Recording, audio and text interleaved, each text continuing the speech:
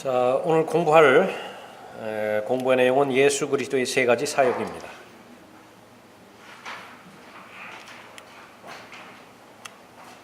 디모데후서 2장 15절에서 또 하나님의 말씀을 올바로 나누어서 공부해야 될 것을 말씀하고 계시죠. 그리스도인, 하나님의 아들이면서 동시에 예수 그리스도를 섬기는 종이죠. 두 가지를 올바로 잘 나누어서 공부해야 교리적으로 또 영적으로 잘 적용할 수가 있죠. 예수 그리스도를 따르는 데 있어서 섬기는 종의 직분을 잘 이해한다고 한다면 이 지상에 사는 동안에 신실하게 섬겼을 때에 그리스도의 심판석에서 종으로서 받게 되어지는 심판을 또 잘 알고 잘 대비할 수 있겠죠. 또 마찬가지로 우리는 거듭날 때에 하나님의 아들들이 되는 권세를 하나님께서 주셨습니다. 아들이에요. 그럼 아들로서 받게 되어지는 심판은 무엇인가? 그것은 매일매일마다 살아가면서 또 하나님과의 교제 이상이 있을 경우에 즉시 자백하게 하시고 또 회복하게 해주시는 것이죠. 그래서 아들로서의 심판은 즉각적으로 이루어지는 심판이지만은요, 종으로서 받게 되어지는 심판은 아직 이루어지지 않은 것이죠. 그리스도의 심판석에 가서야 비로소 종으로서의 그 심판을 받게 되는 것입니다. 그 아들의 신분과 또 종으로서의 신분을 구분하지 못할 때에, 올바로 나누지 못할 때에 그리스도인의 삶이라고 하는 것은 엉망진창이 되는 것입니다. 마찬가지로 예수 그리스도의 사역도 역시 마찬가지입니다. 세 가지 사역이 주어지죠. 선지자로서의 사역과 제사장으로서의 사역과 또 왕으로서의 그 사역이 주어지는데 바로 직분입니다. 이 세 가지 직분은 동시에 주어지지 않았습니다. 순서적으로 주어졌다는 사실을 알고 또 이미 이루어진 사역과 또 앞으로 이루실 사역을 우리가 잘 나누어서 공부해야 될 것입니다. 제일 먼저 선지자로서의 직분입니다. 바로 그 기간은 언제까지였느냐? 창조부터 승천까지 선지자로서의 그 직분을 감당하고 계시는 것입니다. 육신으로 나타나시기 전에 선지자로서의 예수 그리스도에 관해 많은 것이 예언되어 있지만 육신으로 나타나신 후에 선지자의 직분을 온전히 수행하셨다 그랬죠. 신명기 18장 15절에서 모세는 예수 그리스도께서 선지자이심을 예언했습니다. 주 너의 하나님께서 내 가운데로부터 내 형제들 가운데서 나와 같은 한 선지자를 내게 일으키시리니 너희는 그에게 경청할지라. 세월이 많이 흘러서 베드로도 또 예수 그리스도께서 바로 모세가 예언했던 그 선지자임을 그렇게 결론을 말하죠. 사도행전 3장 19절부터 26절까지. 그러므로 너희는 회개하고 돌이키라. 그러면 주의 임재하심으로부터 새롭게 되는 때가 올 때 너희 죄들이 지워지리라. 또 하나님께서 전에 너희에게 전파된 예수 그리스도를 보내시리라. 선지자로서의 그 역할입니다. 하늘은 만물이 회복될 때까지 그분을 마땅히 받아들여야 하나니 이는 하나님께서 세상이 시작된 이래로 이 일에 관하여 그의 모든 거룩한 선지자들의 입을 통하여 말씀하신 바니라. 모세도 실로 조상들에게 말하기를 주 너희 하나님께서 너희 형제 가운데서와 나와 같은 한 선지자를 너희에게 일으키시리니 너희는 그가 너희에게 무엇을 말하든지 그에게서 모든 말을 들으라. 누구든지 그 선지자의 말을 듣지 않는 사람은 그 백성 가운데서 멸망되리라고 했느니라. 그 다음에 이어지는 내용은 사무엘로부터 그 뒤를 이어서 말한 모든 선지자들 한결같이 한 날을 초점으로 맞춰서 예언했는데 바로 이 날들을 미리 말하느니라 그렇게 언급하고 있죠. 선지자로서 예수 그리스도께서는 자신의 죽음과 부활을 예언하셨죠. 그러니까 여러 번 예언하셨습니다. 그런데 그 예언을 제자들은 받아들이는 데 있어서 상당히 어려워했죠. 또 마찬가지로 더 이어서 승천하실 텐데 승천하신 다음부터 재림하실 때까지 앞으로 어떤 일들이 일어날 것인지에 대해서 특별히 대환란에 대해서 마태복음 24장, 25장에 대해서 언급하고 있죠. 또 지상에 재림하셔서 지상에 있는 예루살렘에 다윗의 왕국, 다윗의 보좌에 앉으신 다음에 이방인들에 대한 예언과 또 유대인들에 대한 그 예언을 또 말씀하셨습니다. 예언의 절정, 그것은 승천하신 후에 사도 요한을 통해서 보여주셨죠. 교회의 역사, 앞으로 교회는 어떻게 시작되어서 어떻게 마칠 것인가. 에베소 교회라고 하는 초대 교회로부터 시작되어서 이제 우리들이 살고 있는 라오디케아 교회 시대로 이제 교회가 마지막으로 결론을 낼 텐데 그것은 바로 대배교로 끝날 것이라고 역사를 말해 주었죠.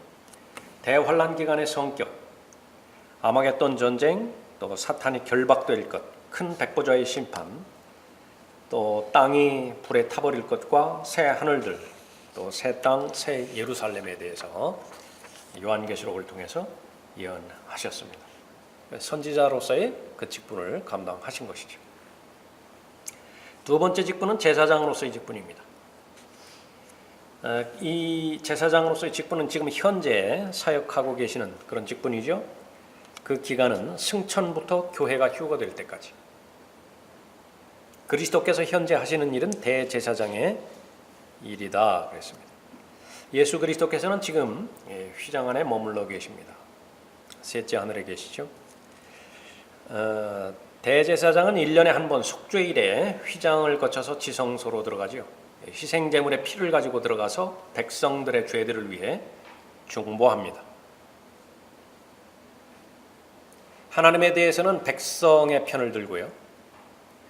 백성 앞에서는 하나님 편에 들죠. 중보자입니다. 마찬가지로 예수 그리스도께서도 셋째 하늘과 둘째 하늘의 휘장을 통과해 하늘에 있는 성막 안에 지성소로 들어가셨습니다. 사도행전 1장 9절에서 바로 하늘로 올라가셨죠. 히브리서 4장 14절에서는 우리에게는 대제사장이라 말씀하십니다. 우리에게는 위대한 대제사장, 곧 하늘들로 올라가신 하나님의 아들 예수께서 계심으로 우리는 우리의 고백을 굳게 붙들어야 하리라. 히브리서 9장 24절에서 이는 그리스도께서 실물의 모형인 손으로 만든 성소에 들어가지 아니하시고, 인간 제사장들은 다 손으로 만든 그 성소에 들어갔죠. 바로 그 하늘 자체에 들어가셔서 우리를 위하여 하나님의 면전에 지금 나타나 계시기 때문이라. 그래서 예수 그리스도께서 드리신 제물은 인간 제사장들이 바친 제물과 다르게 단번에 영원히 드리신 제물입니다. 한 번 드리셨을 때 그 효력은 영원히 지속되는 것이죠. 예수 그리스도께서 지금 제사장으로서 사역하시는 영역은 땅이 아니라 하늘이다. 인간 제사장들은 땅에서 섬겼죠. 예수 그리스도께서는 제사장으로서 예루살렘의 성전에 나타나신 적이 없다. 성전에 가셨을 때는 가르치기 위해 가신 것이지 희생제물을 드리거나 향을 태우기 위해 들어간 것이 아니다. 선지자로서의 직분을 감당하셨을 뿐입니다. 그 가운데 가르침 때문에 성전에 들어가셨을 뿐이지 제사장의 직분을 감당하기 위해서 성전에 들어가신 것은 아니다라고 하는 말이죠. 구약의 희생제물들, 제사의식, 그것은 다가올 것의 그림자라고 히브리서 10장 1절에서 언급하고 있습니다. 율법에는 다가올 선한 것들의 그림자는 있으나 그것들의 형상 자체는 없으므로 그들이 해마다 계속해서 바치는 희생제물로는 그곳으로 나오는 자들을 결코 온전케 할 수 없느니라. 그랬더라면 그들이 제물 드리는 일을 그치지 아니하였겠느냐? 이는 경배 드리는 자들이 단번에 정결케 되면 죄들에 대한 의식이 더 이상 없었을 것이기 때문이라. 그러나 이 희생제물들로 인하여 해마다 죄들을 다시 생각나게 하였나니. 그래서 황소의 피, 염소의 피는 한계를 가지고 있죠.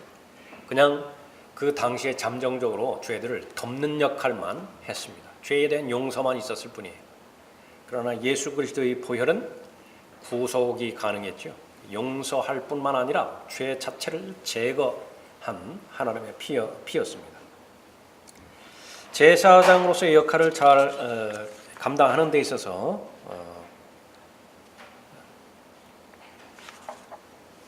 살펴볼 그 직분이 하나는 중보자이고 하나는 변호인이죠.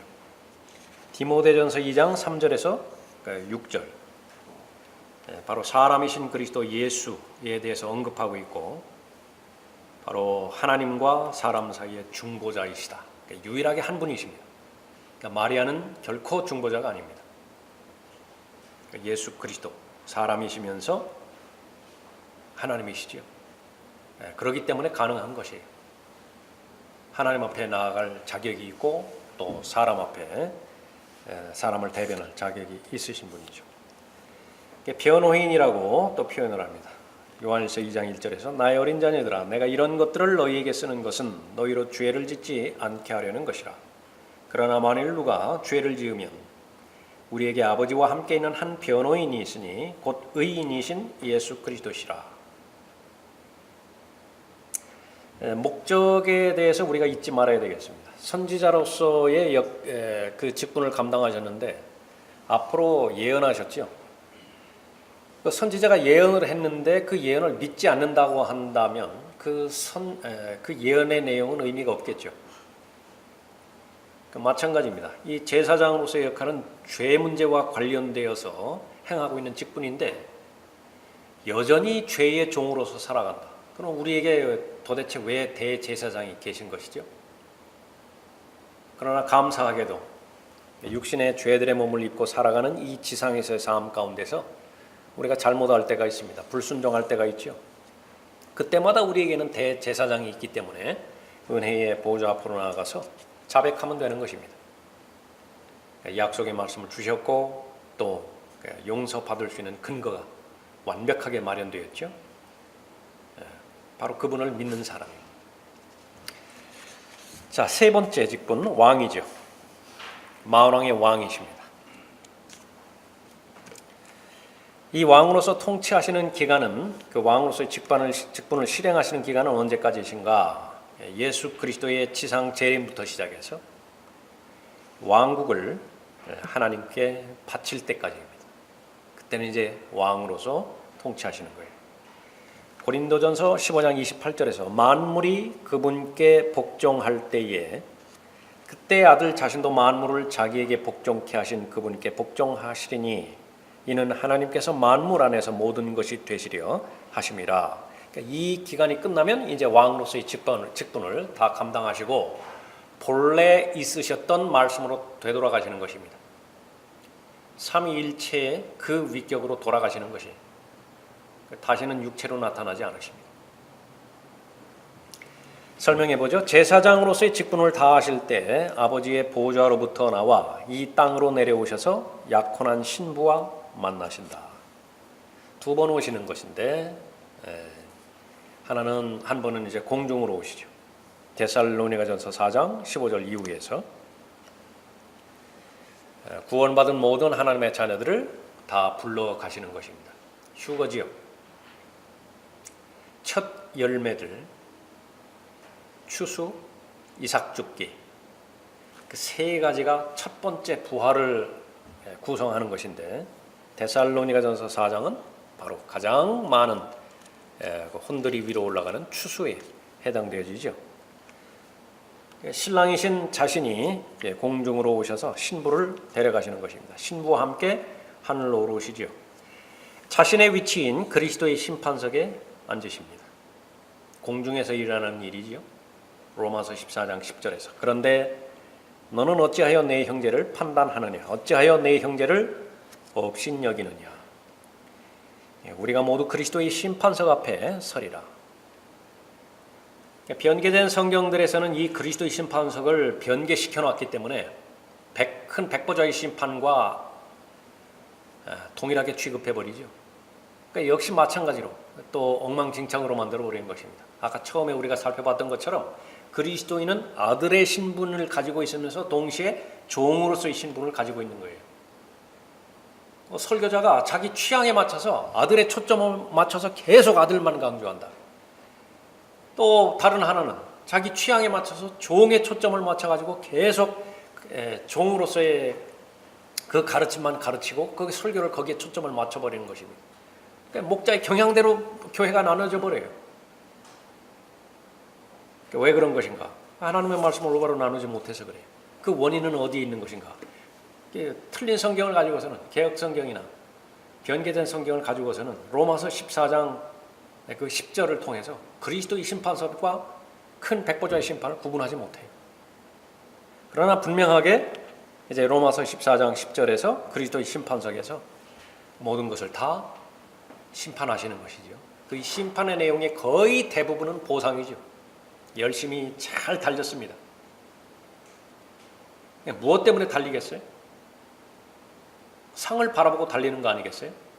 그럼 이제 상을 받는 거예요. 그 상을 받는 시상대가 바로 그리스도의 심판석이죠. 본래 나는 가진 것이 없었다고. 하나님께서 맡겨주셨죠. 청지기입니다.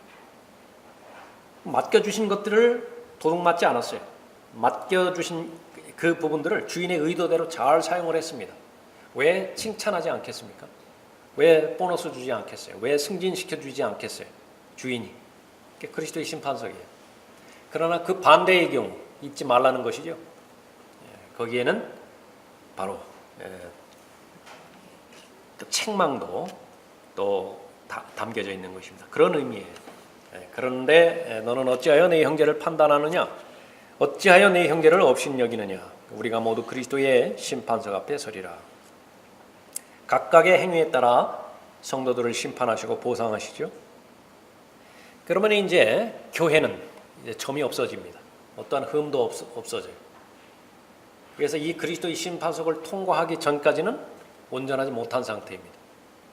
그러나 그리스도의 심판석을 이제 통과하면 이제 흠없게 되죠. 에베소서 5장 27절에서 자기 앞에 영광스러운 교회로 나타내서 점이나 주림진 것이나 또는 그러한 것들이 없이 거룩하고 흠없게 하려 하심이니라. 가장 깨끗한 신부의 상태가 된 것입니다. 그 다음에 이제 어디로 갑니까? 혼인식으로 가죠. 어린 양의 혼인식입니다. 요한계시록 19장 6절에서 또 내가 들으니 큰 무리의 음성 같고 많은 물소리 같으며 굉장한 천둥 소리 같은데 말하기를 할렐루야 전능하신 주 하나님께서 통치하시도다. 기뻐하고 즐거워하며 그분께 존귀를 돌리세요. 이는 어린 양의 혼인식이 다가왔고 그의 아내도 자신을 예비하였습니다. 이제 그녀에게 허락하사 정결하고 흰 세마포를 입게 하셨으니 세마포는 성도들의 의라고 하더라. 어린 양의 혼인식입니다. 이어서 아버지로부터 이제 왕국을 받으시죠. 하늘의 군대들과 함께 이 땅, 지상으로 내려오셔서 아마겟돈 전쟁을 치르십니다. 요한계시록 19장 11절 이후에서 채 24시간이 걸리지 않는 전쟁이죠. 가장 큰 전쟁의 규모임에도 불구하고 하루를 넘기지 않을 것입니다. 영광의 보좌에 앉으시죠. 하늘에 있는 보좌가 아니라 이 땅에 있는 다윗의 보좌를 말하는 것입니다. 민족들을 심판하십니다. 마태복음 25장 31절 이후에서 이 심판의 기준은 예수 그리스도의 보혈을 신뢰하였는가 신뢰하지 않았는가 그 기준이 결코 아니죠. 지옥으로부터 구원받기 위해서 예수 그리스도만 신뢰하였는가 그렇지 아니하였는가 그 기준이 절대로 아니에요. 이것은 바로 지상에 세워질 왕국에 유입될 조건들을 말하는 것인데 그 조건은 단 하나입니다. 유대인들, 대환란 기간 동안에 유대인들에게 호의를 베풀었는가 아니면 유대인들을 대적하였는가 그 기준에 의해서 불못으로 들어가는 대상도 있고 또 천년왕국으로 유입되는 대상도 있죠. 민족들의 심판입니다. 자, 천년왕국이 세워지죠. 그 천년왕국이 세워질 때의 헌법, 그것은 바로 마태복음 5장, 6장, 7장에 나와 있는 산상설교지요. 그래서 마태복음 5장, 6장, 7장 거기에는 교회가 절대로 나오지 않죠. 교회를 위한 헌법이 아니에요. 교회를 위한 법은 바로 에베소서 3장에서 사도 바울에게 계시된 바울 서신이죠. 교회는 바울 서신의 기초 위에 세워져 있어요. 그 두 가지를 구분하지 못하기 때문에 계속 가르치는 사람이나 배우는 사람이나 이 행위에 대해서 올바른 입장을 견지하지 못하는 것입니다. 어느 곳을 열면 믿음으로 구원 받는다고 했는데 또 어느 곳을 열면 행위가 지탱하지 못하면 또 구원을 잃어버린다고 그랬죠. 각각 취향에 맞게 자신의 신학을 정립하는 것입니다. 천년왕국이 끝나죠. 그러면 사탄은 끝없는 구렁에서 풀려나게 되어집니다. 큰 배교가 일어나죠. 그때에 불이 하늘로부터 내려와서 악한 자들을 멸망시킵니다. 곧 이어서 현재 있는 하늘들과 땅 모두 불에 태워지죠. 베드로후서 3장에 의하면 아주 소극적인 또 부정적인 그 설명을 합니다. 현재 있는 실존하는 하늘과 땅에 대해서 불사르기 위해서 간직되었을 뿐이라고 그렇게 이야기하는 거예요. 자체가 잘못되었기 때문에 그렇죠. 새 하늘들과 새 땅이 나타납니다. 무에서 유를 창조한다기보다는 현재 있는 하늘과 땅 그것을 재료로 해서 다시 새 하늘들을 만드시는 거예요. 마치 창세기 1장 2절에서 세상이 옛 세상이 한번 멸망당했죠. 창세기 1장 3절부터 창조를 시작할 때 무에서 유를 또 창조하시는 것이 아니라 지금 현재 있는 멸망당한 세상으로부터 다시 재창조하시죠. 그 원리와 똑같은 것입니다. 예수 그리스도께서 만왕의 왕으로서 만주의 주로서 왕국을 아버지께 바치실 때까지 통치하시는 것입니다. 고린도전서 15장 28절 아까 살펴봤던 그 말씀이죠. 만물이 그분께 복종할 때에 여기에서 이 만물은 모든 피조물 다 포함되어지는 것인데 하나님의 원수들까지 언급하는 것이에요. 무조건 복종해야 돼요. 만물이 그분께 복종할 때에 그때 아들 자신도 만물을 자기에게 복종케 하신 그분께 복종하시리니 이는 하나님께서 만물 안에서 모든 것이 되시려 하심이라. 이 시점은 큰 백보자 심판 후고요. 또 새 하늘과 새 땅이 창조되기 바로 이전입니다.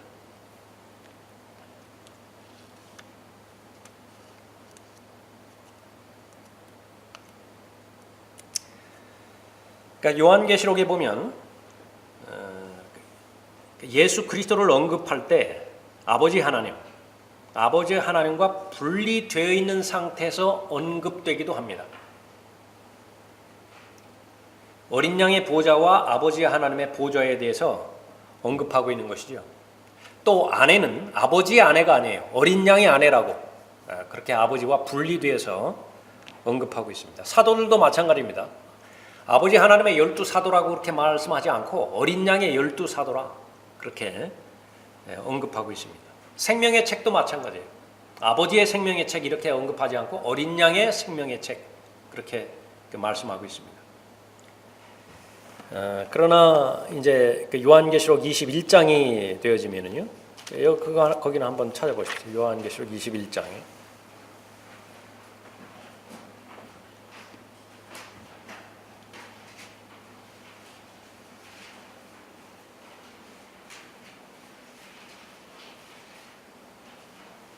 (22절) 21장 22절. 내가 보니 성 안에는 성전이 없더라. 이는 전능하신 주 하나님과 그 어린 양이 그곳에 성전임이라. 전능하신 주 하나님과 그 어린 양 둘이지요. 그런데 그 다음에 나오는 성전, 그건 단수예요. 또 23절에 그 도성은 해나 달이 그 안에서 비칠 필요가 없으니 이는 하나님의 영광이 그곳을 비추고 어린 양이 그곳에 빛이 됨이라. 같은 것으로 지금 계속 언급하고 있습니다. 아버지 하나님과 아들 하나님이 지금 계속 같이 언급되고 있습니다. 22장 1절에도 또 그가 나에게 하나님과 어린 양의 보좌에서 흘러나오는 수정처럼 맑은 생명수의 정결한 강을 보여주더라. 보좌인데 지금까지는 아버지의 보좌가 있었죠. 아들 하나님의 보좌가 있었죠. 근데 지금 보좌가 단수예요. 또 그가 나에게 하나님과 어린 양의 보좌에서 또 22장 3절에서 다시는 저주가 없고 하나님과 어린 양의 보좌가 역시 마찬가지죠. 하나로 합해지는 것을 볼 수가 있습니다. 어린 양의 보좌가 그 안에 있을 것이며 그의 종들이 그를 섬기리니 언급하고 있습니다. 영원히 시작되기 전에, 그러니까 시간과는 관계없는 그 때를 말하는 것이죠. 그 사람이신 예수 그리스도, 이 하나님의 말씀으로 시작되는데 그 말씀의 그 신격의 자리로 되돌아가신다라고 하는 사실을 이제 알 수 있는 것입니다. 무엇을 말하는 것이냐? 선지자로서의 직분이 있죠. 제사장으로서의 직분이 있죠. 왕으로서의 직분이 있죠. 보라 세상 죄를 제거하는 하나님의 어린 양이로다. 그 하나님의 어린 양으로 오신 것은 제한된 범위 내에서만 하나님의 어린 양으로 이제 오신 것입니다. 지금 천상에서 불완전한 모습을 가진 유일한 분이 바로 예수 그리스도이잖아요. 그러니까 손자국이 있고 손에 못자국이 있잖아요. 창자국이 있잖아요. 근데 그것이 이제 영혼으로 들어갈 때는 본래 계셨던 신격의 자리로 되돌아가시는 것입니다. 요한복음 1장 1절에서도 태초에 말씀이 계셨고, 이때예요. 태초에 말씀이 계셨고 그 말씀이 하나님과 함께 계셨으니 그 말씀은 하나님이셨느니라. 그 말씀이 태초에 하나님과 함께 계셨느니라. 그런데 그 말씀이 이제 육신으로 나타나는 것이죠. 하나님이 육신으로 나타난 것이죠. 디모데전서 3장 16절에서 신비입니다. 그러니까 다시 이제 그 본래의 그 위치로 돌아가시는 것을 말하는 것입니다. 그래서 하나님은 더 이상 육신으로 계시지 않는 것입니다. 그러나 육신으로 나타나셨다고 분명히 밝히셨죠. 요한복음 1장 14절에서. 그래서 그 육신으로 나타나신 그 육신의 영광을 그랬더니 아버지의 영광과 차이가 없었다고 언급하고 있습니다. 똑같은 아버지의 독생자의 영광이었고 은혜와 진리가 충만했다고 언급하고 있습니다. 한 걸음 더 나아가서 구원받은 그리스도는 예수 그리스도 안에 있죠. 예수 그리스도는 성도 안에 계시죠. 예수 그리스도께서 본래의 신격으로 돌아가실 때 누구도 자동적으로 따라가게 되어 있습니까? 그 부분에 대해서는 여러분의 믿음대로 되십시오. 한량할 수 없습니다. 하나님의 은혜에 대해서. 메시아 통치자에 대해서 그 말씀하고 계시죠. 특히 지상에서 통치할 왕에 대한 언급입니다. 메시아 통치자. 1번 보십시오.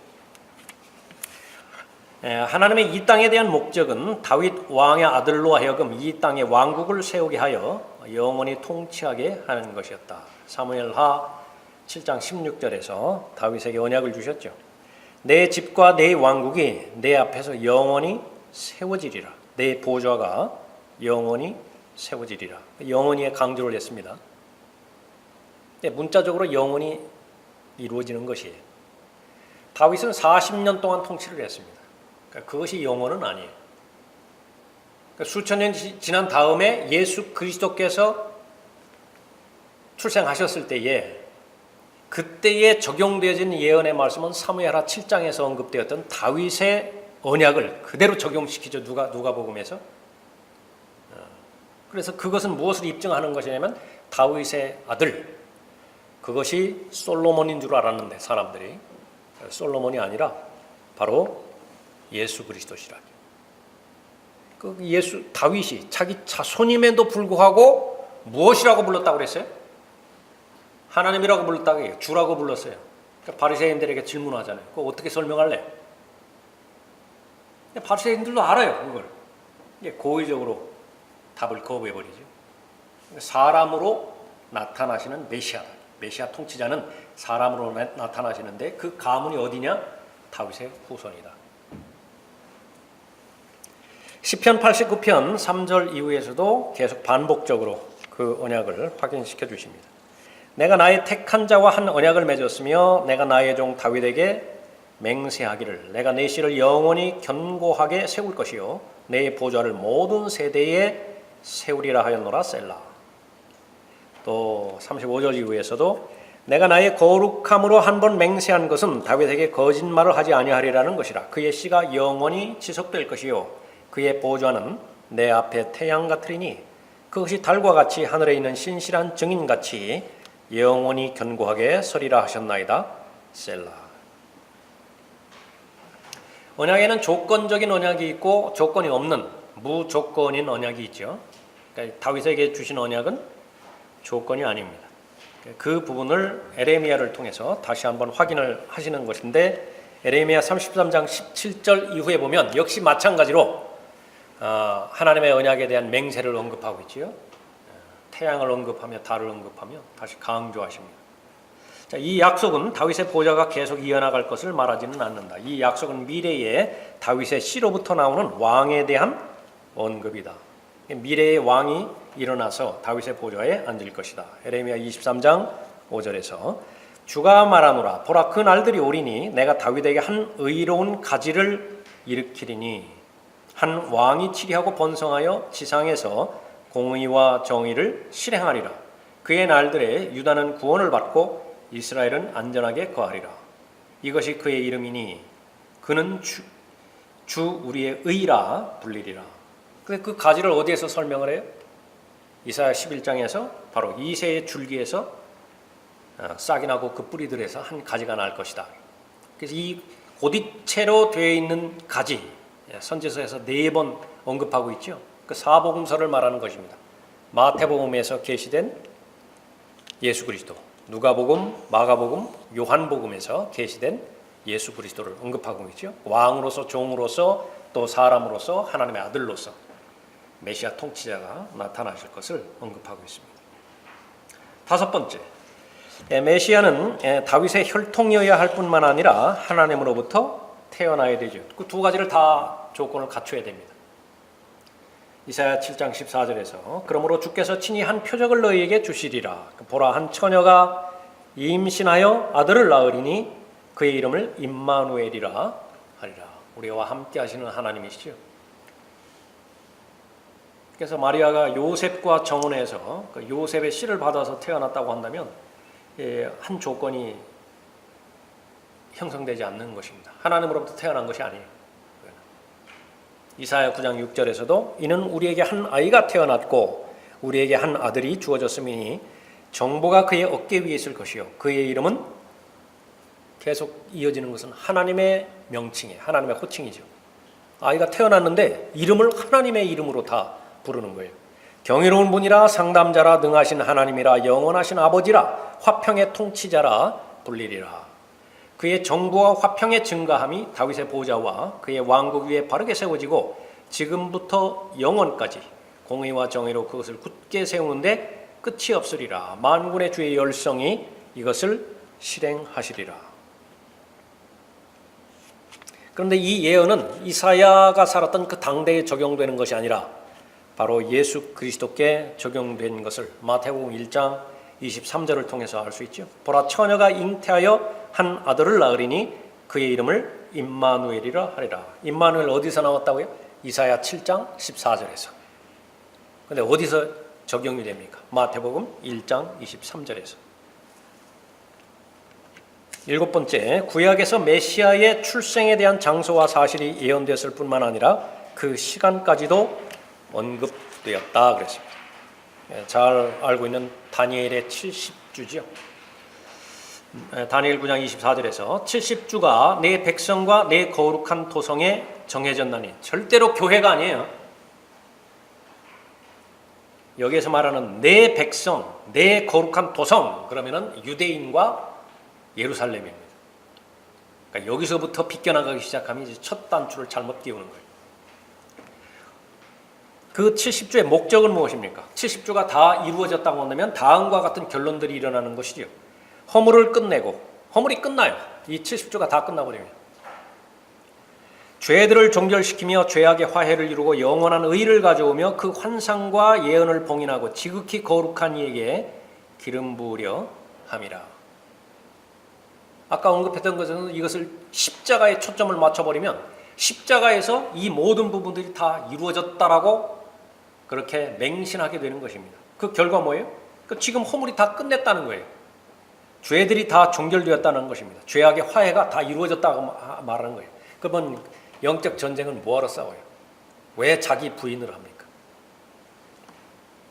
그러므로 알고 깨달으라. 예루살렘을 복원하고 건축하라는 그 명령이 나오는 때부터 메시아 통치자까지 나오죠? 메시아 통치자까지 7주와 62주가 될 것이요 그 거리와 그 성벽이 재건되리니 곧 고난스런 때들이라.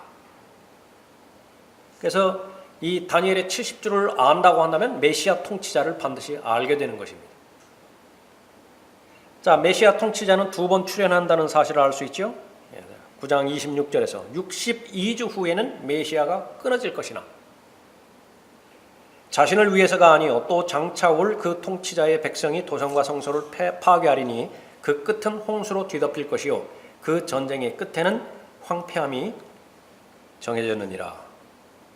그래서 이 다니엘의 70주라든지 시편 22편이라든지 이사야 53장이라든지 이 부분을 통해서도 충분하게 고난받는 메시아에 대해서 계시를 해준 거예요. 그런데 그 유대인들의 입장에서는 그 편향되게 메시아관을 가지고 있었죠. 고난받는 메시아가 상상 속에서도 하고 싶지 않은 메시아예요. 그냥 정복하고 승리하고 또 성공하는 메시아, 그러니까 그것만 가지고 있었다.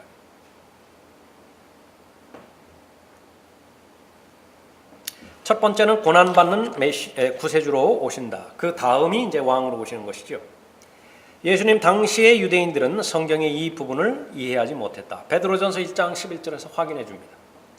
그들 안에 계셨던 그리스도의 영이 그리스도의 고난 하나, 다가올 영광 둘, 이 두 가지를 반드시 구분을 해야 돼요.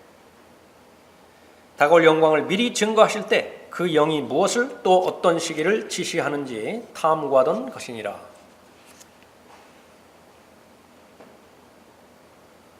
지금 한국의 그 현실적인 교계에서 그 세대주의 아주 눈에 불을 켜고 쌍심지를 켜고서 경고의 말들을 하는데 이것이 세대주의예요. 십자가 이전과 십자가 이후 교리적으로 다르잖아요. 그러니까 그것이 세대주의라고요. 다른 것이 세대주의가 아니라 선지자로서의 예수 그리스도, 제사장으로서 왕으로서의 예수 그리스도 구분하라고 해요. 구분하지 못하면 망하는 거예요. 지금 왕으로 통치하실 것은 휴거 이후인데 휴거 이후에 왕으로 통치할 하나님의 말씀이 기록되어 있잖아요. 그 기록된 말씀을 지금 현재 여기로 가져와 가지고 그리스도인들에게 그대로 적용시킨다. 저주하죠. 그 말씀이 그 사람을 저주한다고요. 저주의 결과 멸망하게 되어 있는 것입니다. 아까 우리가 살펴봤지만은 마태복음 5장, 6장, 7장 그 부분들은 천년왕국이 이루어졌을 때에 교리적으로 적용되어지는 천년왕국의 헌법이에요. 교회와는 아무 상관이 없어요. 그런데 팔복이라고 해가지고 마태복음 6장에서 주기도문이라고, 그 주기도문에 무슨 교회가 나와요. 왕국이잖아요. 거기 왕국. 그럼에도 불구하고 구분하지 못함으로 인해서 스스로 멸망에 들어가게 되는 것입니다. 이들이 이해할 수 없었던 것은 어떻게 메시아가 능한 왕이 되기도 하며 또 메시아의 백성들의 죄들 때문에 끊어질 수 있겠는가 하는 것이었다. 도저히 그것은 같은 인물일 수 없다. 하나 보여줬죠. 어디에서 보여줬습니까?